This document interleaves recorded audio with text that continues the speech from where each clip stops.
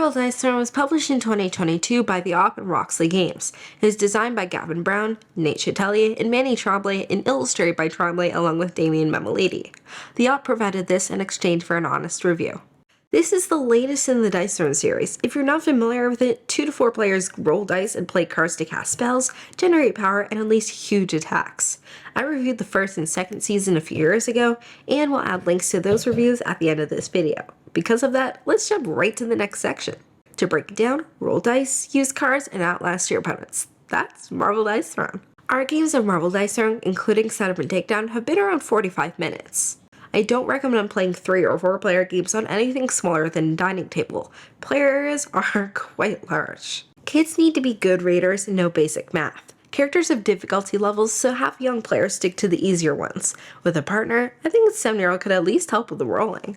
As with all the Dice Throne games, Marvel Dice Throne has excellent production values, graphic design, inserts, great package on a whole. Miles Morales' Spider-Man's agility is captured well due to 2 defense options, choose one before rolling, and a deck that encourages token and dice manipulation. Webbed wraps up your opponent, making the next attack undefendable. Combo emphasizes Spidey's speed by letting you get in a second attack. Spend invisibility to make an undefendable attack defendable. Because of how overpowered these are, his token stack limit is 1. On the other hand, he does gain them quickly. I love Loki. His base attack hits hard, but his ultimate does less damage. That's not like some fun though. His ultimate and many of his other abilities distributes manipulators, and that's what Loki's really about. Illusion adds a bluffing element. Spend a token to convince your opponent to choose one of 3 cards, including one that benefits your opponent. Kind of. Bag of Tricks has many possible outcomes that Loki decides for an opponent, including positive ones. Spellbound covers and blocks one of an opponent's attacks for a round. If you can't believe it, I like Scarlet Witch even more. Her deck mostly focuses on tokens, since you can spend tokens to boost attacks, gain opposing players' tokens, manipulate dice, and so on.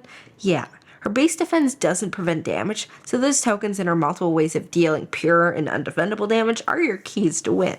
So how do her tokens work? Conjure is very powerful, but it isn't easy to acquire. That's probably for the best, because it allows you to steal other players' tokens, similar to the card transference. Reality Warp forces an opponent to use one of your dice, meaning they lose one of their symbols, although the number still applies. Spend Crackle to increase damage based on tokens on your board, positive or negative. Finally, Probability Manipulation allows you to tip an even number up or down.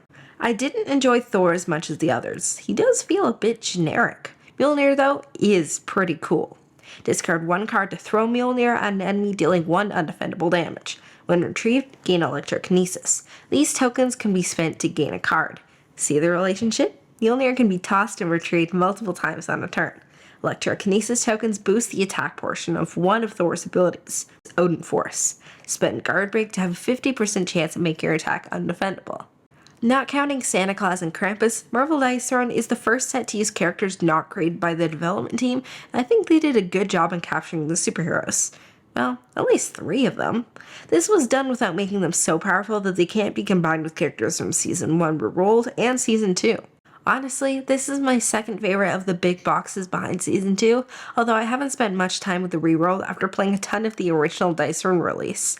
Check back on Wednesday and Friday for more Marvel Dice Throne reviews.